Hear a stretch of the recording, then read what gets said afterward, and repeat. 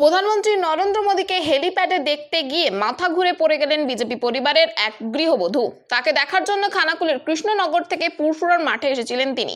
প্রচন্ড রোদে দাঁড়িয়েছিলেন প্রায় 2 ঘন্টা, আর রোদ সহ্য করতে না পেরে মাঠেই হেলিপ্যাড সংলগ্ন স্থানে পড়ে যান ও সংজ্ঞাহীন হয়ে পড়েন ওই গৃহবধূ। দীর্ঘক্ষণ সংজ্ঞাহীন হয়ে থাকেন, কিন্তু চিকিৎসার ব্যবস্থা না হওয়ায় ক্ষোভে ফেটে পড়েন তার পরিবারের সদস্যরা।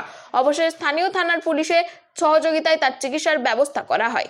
দেখুন বিস্তারিত এই বিষয়ে 24 আওয়ার্স আরামবাগের রিপোর্ট।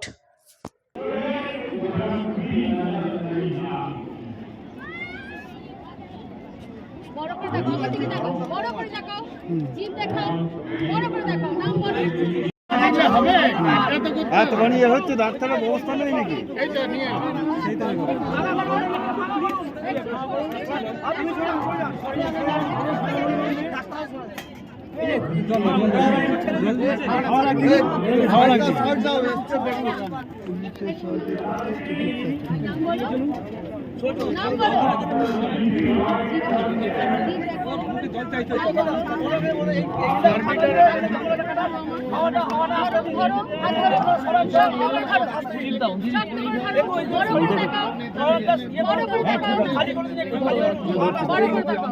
কিছু বলছি না, আমরা ঝামেলা করতে আসছি না।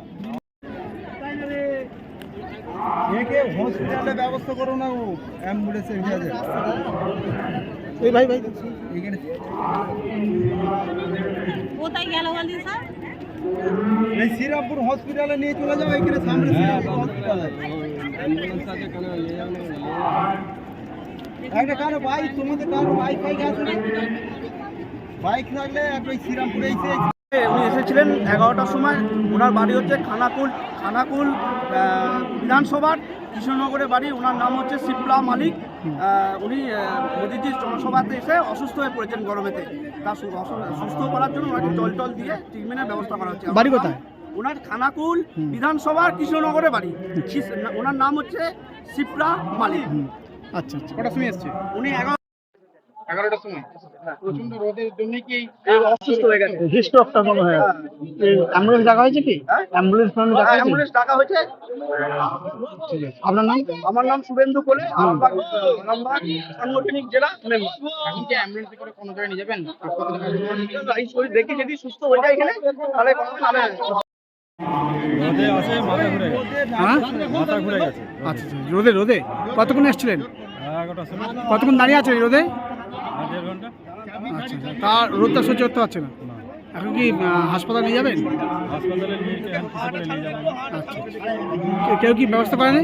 না, প্রশাসন, পুলিশ কেউ আসে না। এখানে এসেছিলাম, আছে যোগদান দিচ্ছে। আচ্ছা, আপনার নাম? আমার নাম নকুল মালিক। হ্যাঁ, নকুল মালিক। আচ্ছা, শিবপুরা মালিক। আপনার কে হয়? আমার স্ত্রী।